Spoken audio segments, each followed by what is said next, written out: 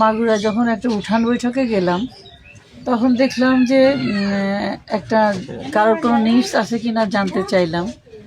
তখন এক মহিলা বলল তার হাজব্যান্ড খুব অসুস্থ, তার জন্য একটা হুইল চেয়ার লাগবে। তখন একটা বাজার থেকে তার পরদিন 2 দিন সময় হাতে নিলাম, কিন্তু ওটা আমরা একদিনের মধ্যে করতে পেরেছিলাম।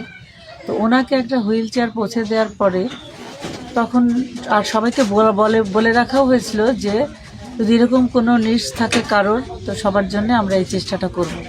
তো 21টা হুইল চেয়ার মোটামুটি জোগাড় হয়েছিল, 10টা 11টা বিলু করা হয়েছে।